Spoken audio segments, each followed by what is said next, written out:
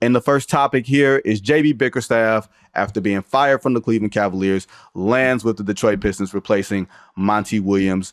And they did not have to bribe him. They did not have to offer him a exorbitant amount of money 3 times, but they gave him a 5-year deal. Don't and you he's wish used somebody to sort would of bribe building us things. for Say that it again. kind of cash? Don't you wish somebody would bribe us for that kind of cash?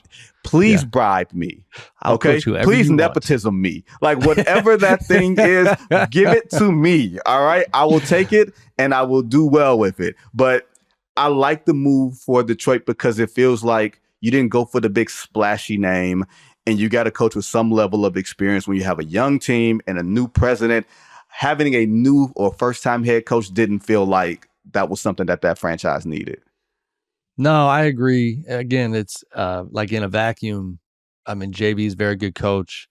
It's a solid move. I think developmentally, he's a better fit than Monty. One of the things that I never understood about the Monty hire in Detroit was that, his superpower in Phoenix was the ability to connect with some of the stars out there and to be a culture builder, but it was to take a program that was already on the way up to the next level. I think JB has had more experience in his Cavs life, bringing the Darius Garlands of the world up and even the Jared Allens, guys like that. Mm-hmm.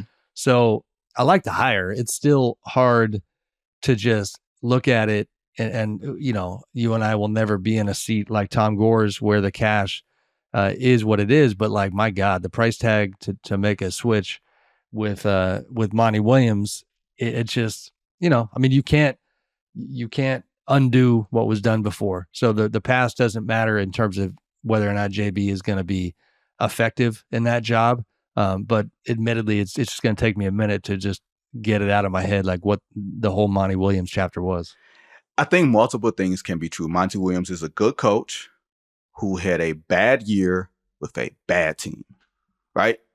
Right. I think all of those things can happen. I think, like you said, Monty Williams connecting with the veteran of Chris Paul, the veteran of Devin Booker, like that sort of thing works for him.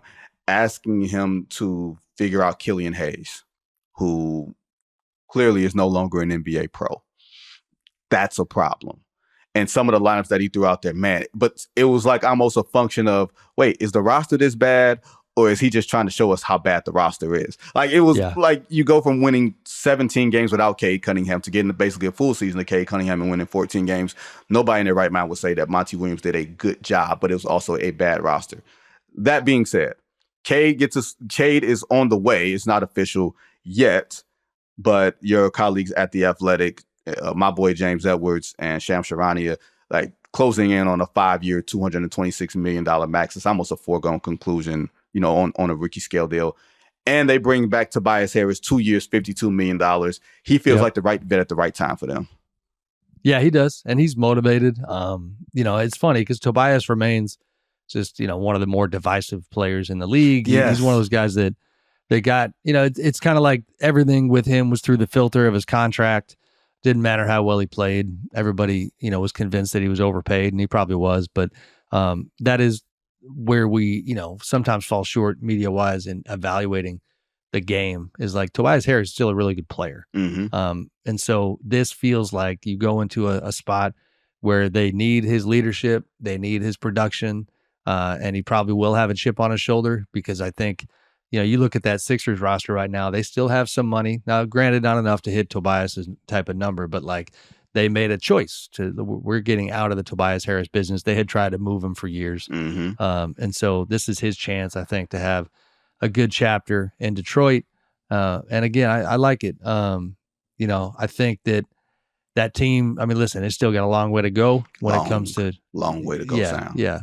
I mean, you and I we're spirit animals, Vinny, when it comes to like our home market, having the team in our backyard that just finds new ways. That now I'm in Sacramento. The Kings have gotten a little better recently, but a whole lot of years watching these franchises stumble their way through. So we'll see where it goes in Detroit.